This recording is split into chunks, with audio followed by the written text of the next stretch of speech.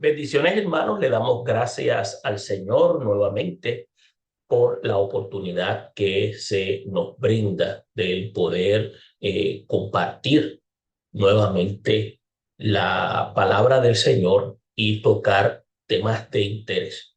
Y esperamos que el tiempo que tengamos con cada uno de ustedes pueda ser de edificación para nuestra vida y que sobre todo pueda ayudarnos al desarrollo y crecimiento espiritual y que éste pueda ser aplicado en todos los aspectos. Por lo tanto, es necesario de que el creyente procure constantemente ese desarrollo y ese crecimiento. Algunas veces nos preguntan qué inclinaciones podemos tener nosotros en cuanto a lo que respecta a la vida de fe. Algunos preguntan si tengo inclinaciones arminianas, si tengo inclinaciones de carácter calvinista o provisionista, etcétera. Todo esto son posturas que se respetan. Por lo regular yo le digo, yo soy bíblico. Y algunos dicen, no, pero al final del día siempre tenemos una inclinación. Eso en parte es cierto, pero cuando nos enfocamos, queremos ser bíblicos. ¿Por qué? Porque cada una de estas posturas tienen sus tendencias dentro del marco escritural y en algún momento tienen sus limitaciones. ¿Y por qué es importante ser bíblico? Porque ser bíblico significa vivir, pensar y actuar conforme a los principios y enseñanzas y las verdades reveladas en las Sagradas Escrituras. Y eso es un proceso, eso no se adquiere de la noche a la mañana y que esto es considerado por los creyentes porque la palabra de Dios nosotros entendemos que es inspirada y se requiere de un ejercicio constante de análisis de que los creyentes tienen que aplicar. Por esto, esta idea va más allá de simplemente conocer la escritura. Esto implica, pues, dejar que estas enseñanzas plasmadas en la escritura sean las que nos guíen en los aspectos de nuestra vida. Por lo tanto, ser bíblico es algo que debe ser parte de la vida del creyente. ¿Y por qué? Porque constituye ser la base principal, porque nos ayuda a fundarnos en la fe que está basada en la escritura. Otro aspecto importante, nos ayuda a obedecer los mandamientos establecidos por Cristo. Otro aspecto importante, nos permite tener una cosmovisión bíblica más amplia, exacta, a pesar de posiblemente los supuestos teológicos que puedan existir. En adición a eso, nos ayuda a seguir el ejemplo de Cristo y como también nos permite estar en constante transformación. Si esto lo llevamos de manera detallada, por ejemplo, cuando hablamos de fundar nuestra fe en la escritura, esto implica basar nuestras convicciones de fe en las doctrinas y las prácticas que la palabra enseña.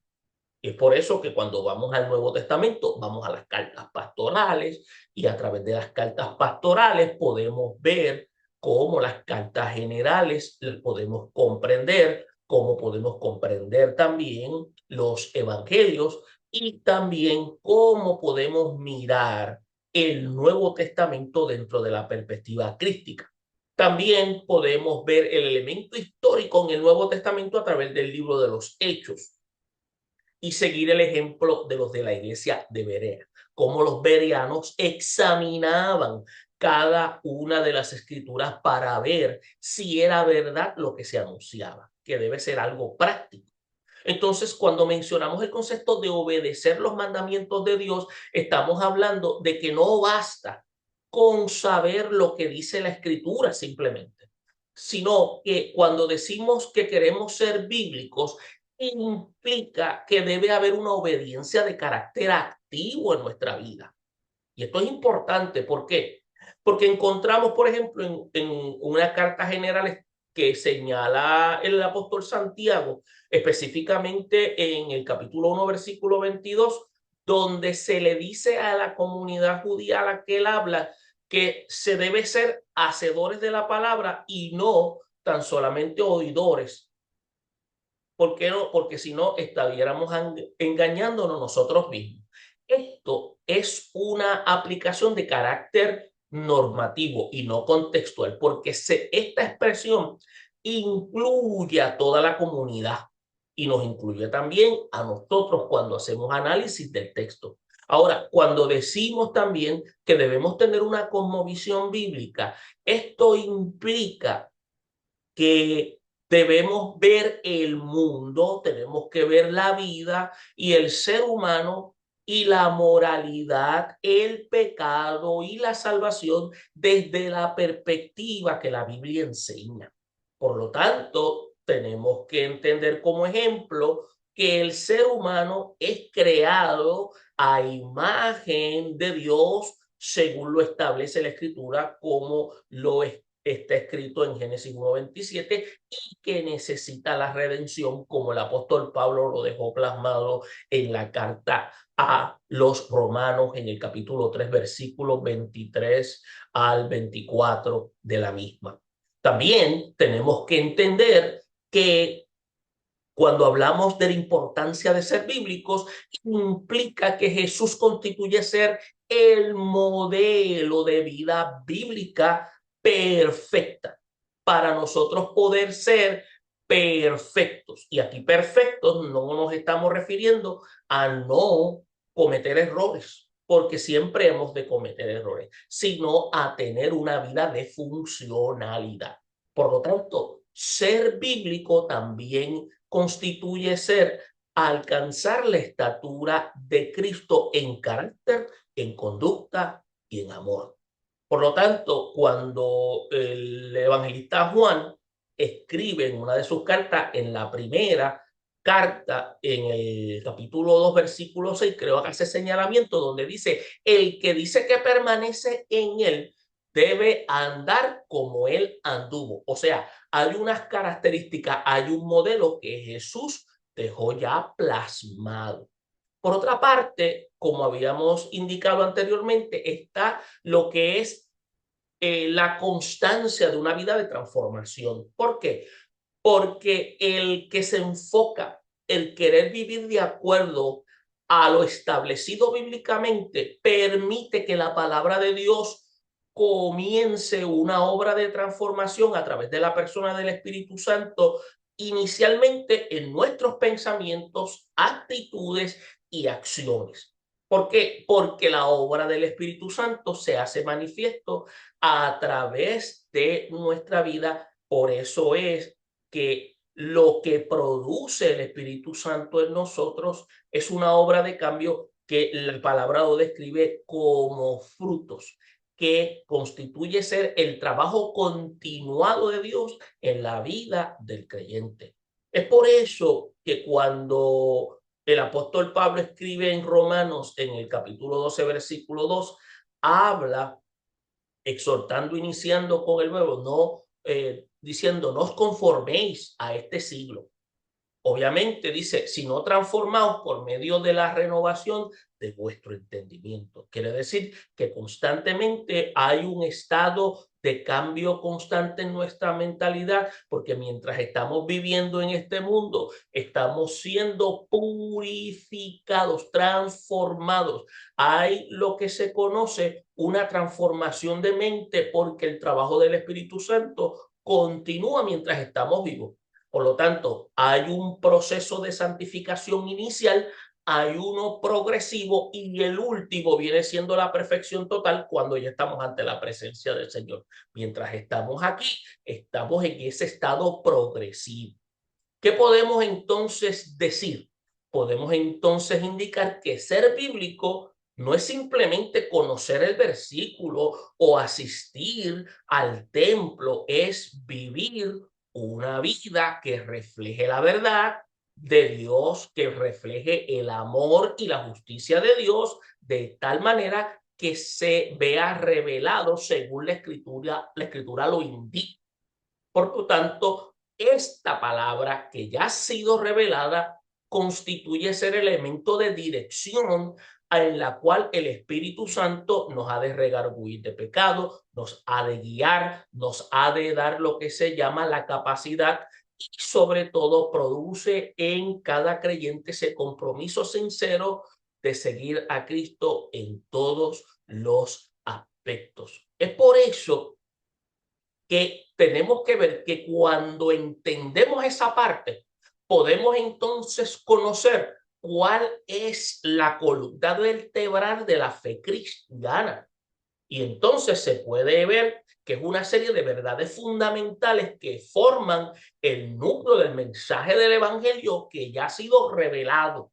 Por lo tanto, esas verdades ya están centradas en la persona y en la obra de Cristo y se basan completamente en la revelación divina que ya está puesta, que constituye entonces nosotros compartirla con aquellos que no han conocido esa verdad y que nosotros constituimos ser ese recipiente como mensajeros de esa verdad. Por lo tanto, tenemos que entender que esa columna vertebral, en inglés algunos le llaman ese backbone, entendemos que Dios es el creador y Señor soberano.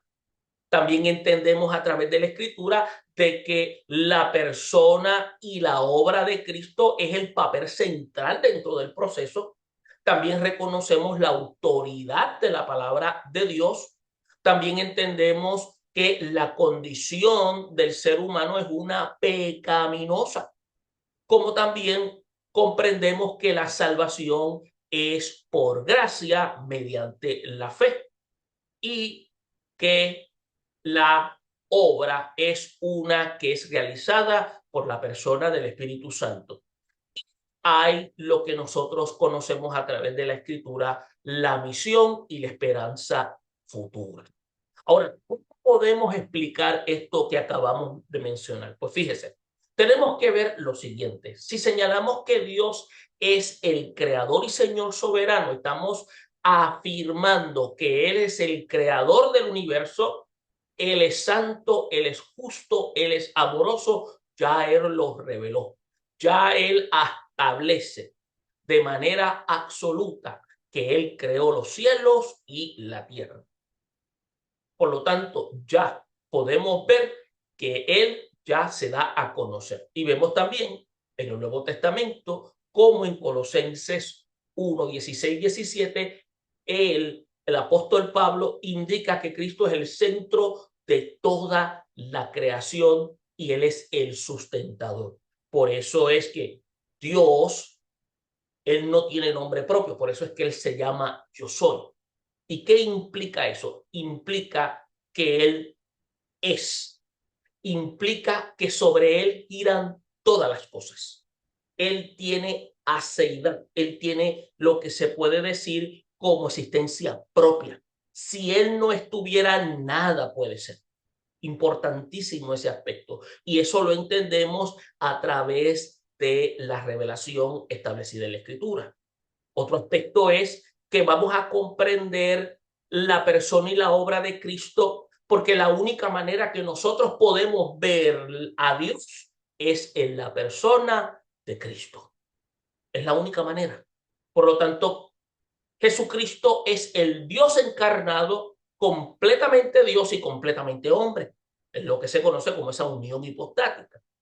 Vivió sin pecado, murió en la cruz como sacrificio sustitutorio por los pecados de la humanidad y resucitó al tercer día. Es lo que se conoce como el vicario.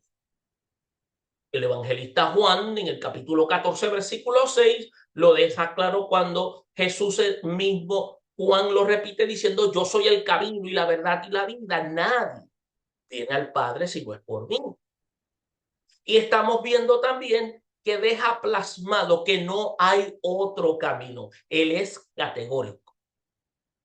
Vemos también al apóstol Pablo en su carta a Corintios, en la primera carta, en el capítulo 15, versículo 3 al 4, donde indica que muerte y sepultura y resurrección de Cristo es según las Escrituras, pero se demuestra que Él tiene esa aceidad porque Él indica más anteriormente que a Él nadie le quita la vida, a Él la pone, la vuelve a tomar. Nadie podría hacer eso, solamente Dios. También señalamos la importancia de la autoridad de la palabra de Dios, porque la palabra es la revelación inspirada, es infalible, es autoritativa en todas las áreas de la fe y la vida. El apóstol en segunda de Timoteo, en el capítulo 3, 16 al 17, deja plasmado que toda la escritura es inspirada por Dios con el fin de enseñar y preparar en toda buena obra.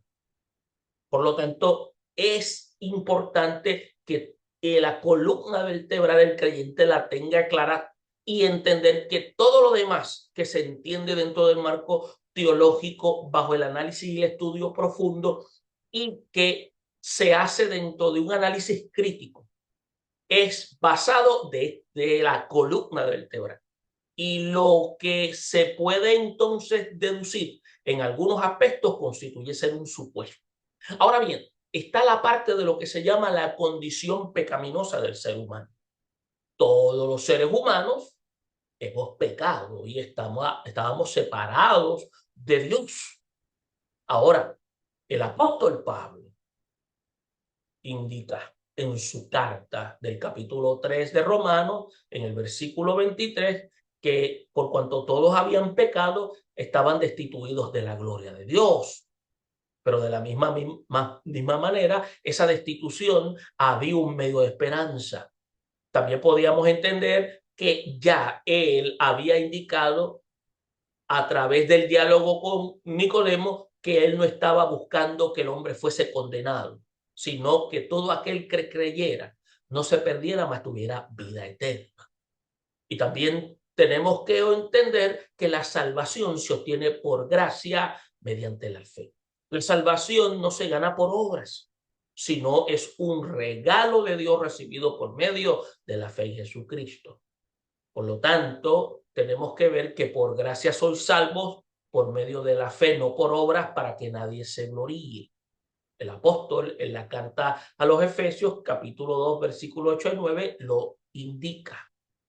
También tenemos que ver la participación activa de la obra del Espíritu Santo, porque Él es el que convence de pecado, es el que regenera al creyente y habita en la vida del creyente y es el que capacita para vivir una vida santa, separada y al servicio para Dios. Y es el que da testimonio de que nosotros somos parte del pueblo de Dios. Por eso es que el evangelista Juan, en el capítulo 16, versículo 8, habla de que el Espíritu convence al mundo de pecado, justicia y juicio. Y como habíamos indicado, que la misión y la esperanza futura, los creyentes somos llamados a anunciar el evangelio y a ser discípulos y vivir esperando el retorno glorioso de Cristo. Por lo tanto, la gran comisión que dejó Jesucristo es algo que nosotros tenemos que seguir compartiendo. La carta que el apóstol Pablo escribe a Tito en el capítulo 2, versículo 13, donde dice que esperamos la manifestación gloriosa de nuestro gran Dios y Salvador Jesucristo, es algo que nosotros como creyentes esperamos. Es por eso que tanto la columna vertebral de la fe cristiana es la salvación por gracia mediante la fe en Jesucristo, basada en la verdad revelada en las Escrituras y vivida en el poder del Espíritu Santo, con la esperanza segura de la vida eterna, que todo gira en torno a la persona de Cristo, su obra y su señorío eterno. Por lo tanto, también tenemos claro que es importante que nosotros abracemos ser bíblicos, porque como habíamos indicado, no es simplemente conocer los versículos o asistir al templo, es vivir una vida que refleje el amor y la justicia de Dios tal como se revela en su palabra. Esperamos que esta sección pueda haber sido de información útil para que nosotros podamos comprender que por encima de nuestras posturas teológicas hay una postura que es principal. Y es que Dios demanda de que podamos ser bíblicos y abracemos la columna vertebral de la fe cristiana. Bendiciones a todos.